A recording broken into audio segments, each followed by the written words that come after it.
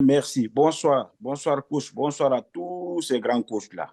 Voilà, sans plus tarder, je vais vous parler des aspects. Le premier, un peu de mon parcours. Et deuxième point, le monde entrepreneurial. Comment je me suis lancé dans l'entrepreneuriat. Donc, le premier point, lorsque j'étais d'abord en Guinée, après les tentatives de mes études agronomiques ratées, faute de troubles sociopolitiques, en général, comme nous connaissons en Afrique, en particulier la Guinée, a connu des troubles sociopolitiques, y compris aussi la pauvreté dont je vivais au sein de ma propre famille. Donc, un beau jour, j'ai décidé de prendre mon destin en main. Je suis venu au Maroc dans les années 2004. Comme vous connaissez tous, au Maroc, on a appris qu'il y a une enclave qui se situe à Melilla. On l'appelle Melilla. Et tu peux tenter ta chance pour rentrer en Espagne.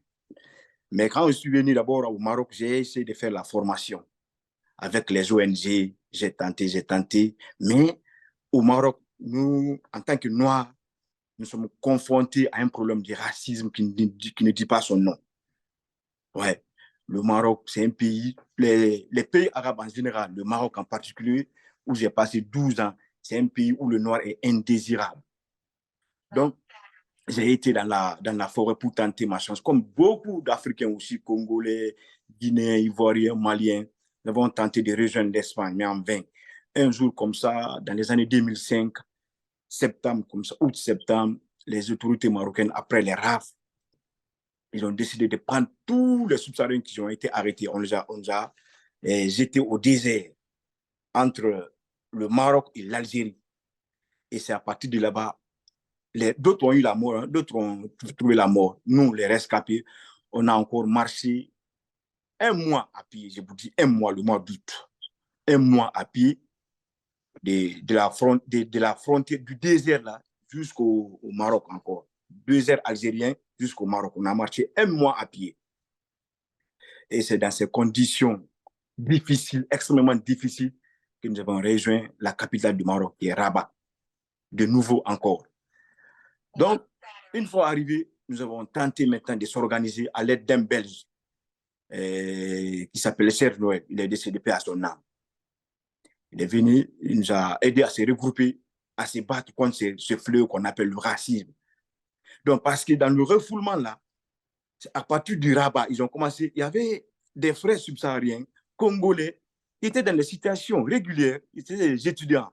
Mais du fait qu'ils sont noirs, ils nous ont rassemblés. Sans papier, bah, qui était des papiers, bah, du fait qu'ils étaient à la peau noire, tous se sont retrouvés au désert. Nous avons dit non, non, il faut nous battre, nous ne devons pas laisser comme ça, parce que les Marocains aussi, ils vivent en Afrique noire. Ils sont très à l'aise. Pourquoi le contraire n'est pas possible? Donc, nous sommes organisés 12 nationalités pour défendre. L'objectif était, c'est que la reconnaissance juridique des réfugiés et la reconnaissance juridique des réfugiés et la régulation de tous les sans-papiers. Donc, le mot d'ordre, c'était ça. C'est dans ça on s'est battu jusque dans les années 2012.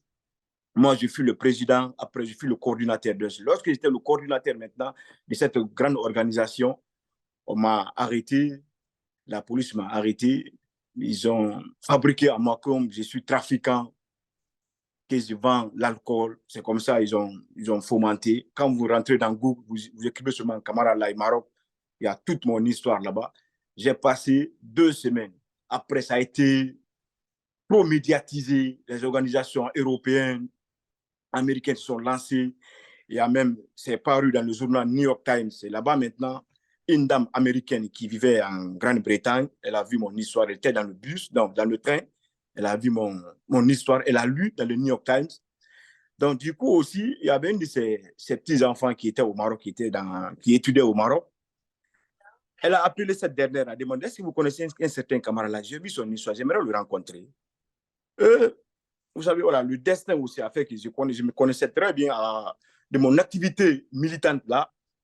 Je me suis connu avec cette dernière aussi, Anna, qui s'appelle Analia Jacob. Donc, cette dernière m'a appelé, j'étais dans ma chambre, il faisait tard. Camarade, ça va, voilà, je suis à la maison. Il y a une grande personne qui veut te rencontrer. Je dis, mais je suis fatigué. Je dis, non, camarade, fais un effort de venir. Je suis venu, je me suis rhabillé, je suis venu le trouver à l'hôtel Agdal, c'est à Rabat.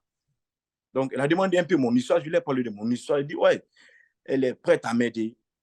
Voilà, elle va tenter mon cas. Elle m'a trouvé un avocat. J'ai planifié, voilà, on a échangé, j'ai parlé de tout mon parcours avec l'avocat là. Elle dit maintenant, elle va partir à Genève, voilà, pour essayer de contacter le HR qui se trouve au Maroc pour qu'on puisse m'interviewer et voilà, dans le but de m'aider. Chose que je ne prenais pas vraiment en considération. Donc, j'avais tenté beaucoup de fois. Voilà, le destin a joué maintenant son rôle. La dame là m'a aidé avec ce combat-là, l'homme qui cherchait à entrer en Espagne. Voilà, maintenant, par le canal de cette dame-là, moi, je me suis retrouvé avec ma femme et ma fille aux États-Unis. Ça, c'était mon parcours, un peu mon parcours résumé. Voilà le chemin que j'ai parcouru après beaucoup de tentatives que je me suis retrouvé maintenant aux États-Unis avec pas mal de combats. Pour vous imaginer, j'ai passé 18 mois dans la forêt avec toute la souffrance que vous pouvez imaginer. 18 mois. Après cela, 18 mois, le désert, après le désert, Rabat. Après maintenant, je me suis rencontré avec cette dame-là qui m'a aidé jusqu'à ce que je me suis retrouvé ici. Voilà, ça c'était le premier point. Deuxième point maintenant, comme je vous ai dit au prime abord, le monde entrepreneurial. Voilà. Moi, j'aimerais qu'on échange. L'échange doit être réciproque. Je vais vous demander tous les coachs, tous les entrepreneurs, que chacun puisse écrire dans le chat room qu'est-ce qu'il fait comme activité et pourquoi il le fait. Que chacun écrit dans le chat room ce qu'il fait comme activité et pourquoi il le fait. Celui qui n'a pas d'activité, mais si tu envisages de faire quelque chose, tu écris dans le chat room. Voilà, c'est ça que je compte faire. S'il vous plaît. Je me fais comprendre, non? Allô? Oui, coach, tu te fais très bien comprendre. Très bien. Okay. Très bien. Okay. OK. Que chacun écrit dans le chat room ce qu'il fait et pourquoi il le fait.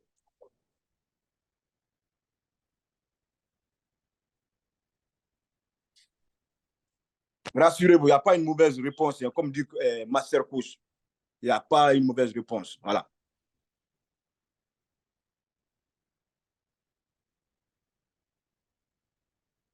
Low battery.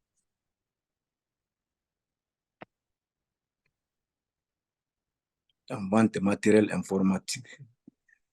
Voilà, mais vous ne décrivez pas pourquoi vous le faites. Celui qui est en vente de matériel informatique, pourquoi vous avez choisi ça? Je veux comprendre ça. Pourquoi vous avez choisi ça? Quand vous faites une activité, pourquoi le pourquoi de ce choix-là?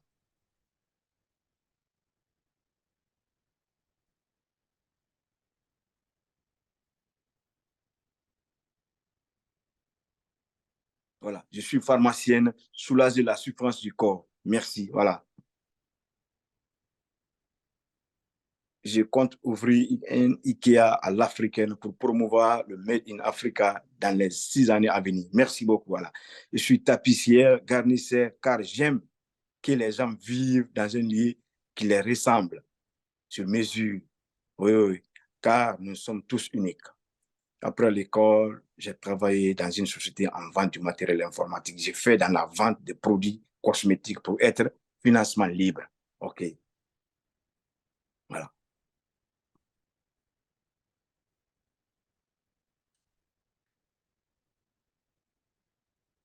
OK. OK.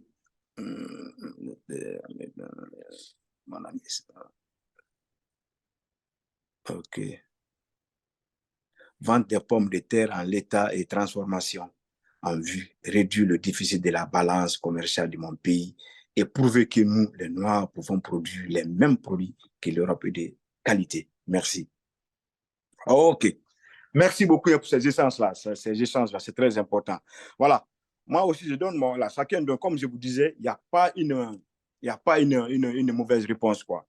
Moi, je suis comme vous avez dit, lu dans le château, moi, je suis entrepreneur dans le domaine de l'agriculture, élevage et la pisciculture. Pourquoi je me suis lancé dans l'agriculture? Parce que tout simplement, j'ai l'amour pour l'agriculture, j'ai l'amour pour la terre. Parce que tout ce qu'on fait, tout ce qu'on veut faire, c'est quoi? En tant qu'entrepreneur, il faut avoir l'amour pour la chose. Par exemple, si moi je vais chérir une demoiselle qui est dans mon quartier ou je vis dans un autre coin, je vais faire les avances.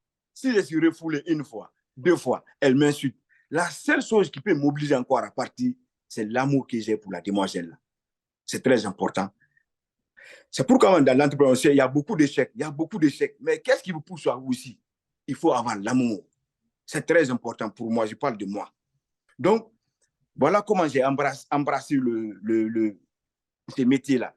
Même si moi, c'est que j'ai le palu ou bien j'ai la fièvre, il suffit juste que je me retrouve au champ, au milieu de ma plantation. Je vous assure que la fièvre là disparaît d'un moment à l'autre. Parce que j'ai beaucoup d'admiration pour la terre. Depuis l'enfance d'ailleurs, je peux le dire comme ça. Voilà, je viens aux États-Unis, il y en a 2 ans. Je décide de me lancer dans l'entrepreneuriat, c'est-à-dire précisément dans l'agriculture. Pourquoi l'agriculture? Comme je vous dis, j'aime beaucoup. Mais un jour dans Facebook, je vois sur Facebook Live, on dit que l'oignon qu'on mange en Guinée, dans mon propre pays, la Guinée, ça vient de la Hollande. L'oignon qu'on mange, que ça vient de la Hollande. J'ai réfléchi en disant, dans la journée, qu'est-ce qu'on peut faire pour manger sans utiliser l'oignon? C'est rare. Même si on veut faire le petit déjeuner, il faut utiliser l'oignon. Donc, j'ai réfléchi, donc, c'est-à-dire, même si les Guinéens qui vivent ici aux États-Unis, y compris les Guinéens qui vivent en France aussi, on s'ajoute, on se dit, nous allons essayer de travailler, on va cultiver l'oignon. On ne pourra même pas satisfaire la population. Et ainsi fait, j'ai appelé 5 de mes amis, je les ai proposé le projet. Donc, mes personnes, ils n'ont pas accueilli favorablement parce qu'ils ont dit non, nous ne sommes pas prêts à nous engager à travailler en Guinée sans qu'ils ne soient pas présents. Parce qu'on sait, voilà, la malhonnêteté, les gens vont manger notre argent. Personne n'a eu le courage d'y aller. Et moi, je me suis lancé comme ça, sans aucune expérience. Comme ils l'ont dit, la première année, ça a été un gâchis total. Tout l'argent que j'ai mis, rien. Deuxième année, j'ai réfléchi, j'ai fait l'arachide et l'ananas. Je me suis dit non, je vais former mes enfants. J'ai pris 2 de mes enfants, les enfants de mes grands frères, sortant de l'université. Une demoiselle et un jeune aussi, un jeune garçon. Je les ai envoyés au Bénin, précisément à Songhai. Peut-être parmi eux, il y a d'autres qui connaissent le Songhai. Ils ont fait 6 mois de formation là-bas. Agriculture, élevage et la pisciculture. Ils sont revenus. Donc, ils sont partis au village. Ils ont commencé à travailler. Mais malheureusement, ils n'ont pas pu tenir, parce que c'était leur première fois d'aller au village. Ils n'ont pas pu tenir. Et le climat qui était là-bas, ils n'ont pas pu tenir. Ça, ils sont revenus. Donc, les mêmes gens avec qui ça n'a pas marché, j'étais obligé encore de les reconduire là-bas. Deuxième année aussi, ça a été un gâchis total. J'ai perdu. Mais la seule chose qui me tient à cœur, qui m'a vraiment donné le courage ou l'envie de partir, c'est l'amour. J'ai l'amour pour la terre. Parce que moi, je sais encore pourquoi j'ai l'amour pour la terre. Je sais que notre pays, parce que dans la vie, à chaque pays, Dieu a donné une possibilité de vous développer. Pour moi, je considère que l'Afrique en général, la Guinée en particulier, c'est la terre que le bon Dieu nous a donnée. Tout ce que vous mettez, ça pousse. Donc, et c'est dans ce contexte-là, au mois de décembre, j'ai vu le vidéoman, comme il s'appelle, Steve Fa, est venu rendre visite à Master Coach. Donc, j'ai vu la vidéo là. Ils ont beaucoup parlé de iLead. Donc, je n'ai pas tardé. Je me suis inscrit à iLead à travers coach Aurélie. Donc, dès que je me suis inscrit, il y a coach, le senior coach Guy Bertrand qui m'a contacté. Mais voilà, il y a la deuxième promotion. Ils sont à 2 mois maintenant de finir. Donc, mais tu peux rejoindre le groupe. C'est comme ça que j'ai commencé à rejoindre le groupe. Donc, à travers l'école des coachs, pas l'école des affaires, l'école des coachs, j'ai appris beaucoup de choses que je ne savais pas. Donc, ainsi fait maintenant, je me suis lancé je suis à ma 3e campagne, mais qui n'a rien à voir avec les 2 précédentes là.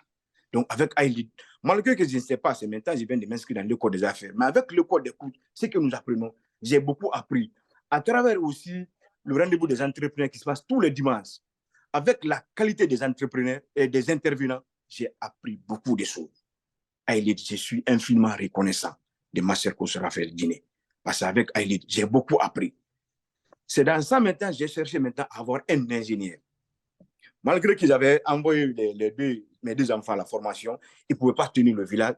Bon, j'ai trouvé dans la capitale, auprès, j'ai acheté 3 hectares là-bas. Je les ai envoyés là-bas. Maintenant, au village où j'ai pas mal d'espace à cultiver, j'ai pris maintenant un ingénieur et un technicien. Mais à travers l'expérience que j'ai eue de iLead, m'a permis maintenant d'avoir maintenant ces gens-là. Parce qu'avec iLead, j'ai compris que non, quand vous prenez quelqu'un d'abord, il faut investir à la personne, mais il faut aussi savoir qu'est-ce que la personne peut vous rapporter. Et moi, en première expérience, j'ai pris comme ça mes parents, mes connaissances, dit allez-y travailler là-bas, voilà, chaque fin du mois, vous êtes rémunéré. Mais à travers la fréquentation de iLead, j'ai compris, non, si vous engagez quelqu'un, rassurez-vous, c'est que la personne peut vous rapporter. Au fil du temps aussi, il faut investir aussi dans la personne là qui travaille pour vous. Ça lui donne rassurance. Ça va pousser la personne aussi à donner le maximum de lui-même. Donc, voilà, cher coach, aujourd'hui. Et qu'est-ce que j'ai fait maintenant? Avec les amis maintenant, avec la communauté, je leur montre la vidéo de ce que j'ai fait. Maintenant, ils viennent, par exemple, d'autres viennent aujourd'hui avec la 3e campagne là. J'ai fait avec 5 personnes. Je prends 5 personnes. Tu viens maintenant, qu'est-ce que tu veux? Parce qu'ils ont vu ce que j'ai fait, ils ont compris que oui, j'ai avancé. Si tu veux faire de l'arachide ou bien tu veux faire le maïs, tu me dis seulement, moi, je contacte mon ingénieur. Lui, si tu veux 2 parcelles, 3 parcelles, lui, tu fais ça avec le prix. Moi, je te montre les devis. Tu t'engages, tu fais, et puis on fait la récolte. Voilà, ton argent maintenant, c'est que où tu veux, on envoie ton argent ici, ou bien si tu as un parent là-bas, on envoie l'argent de ton parent là-bas.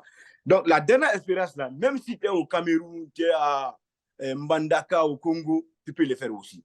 Il suffit juste d'avoir un bon ingénieur, voilà, qui va travailler pour toi. En même temps, ce que tu fais maintenant, tu essaies de publier ça sur Facebook. Parce qu'il y a beaucoup, que ce soit au pays, en Afrique là-bas, à l'étranger, ils veulent s'investir, mais ils n'ont pas le courage. Mais maintenant, ce que moi j'ai fait, à travers moi, ils veulent investir. Moi, je leur dis maintenant, tu veux 2 parcelles, voilà, je contacte mon ingénieur, il te fait le devis. Tu t'engages avec moi, tu me donnes l'argent, on fait ton travail, ça finit, voilà. Tu me dis où on doit déposer ton argent. Voilà un peu, cher coach, un peu mon parcours résumé que je tenais à vous dire. Merci, je suis à votre disposition s'il y a des questions.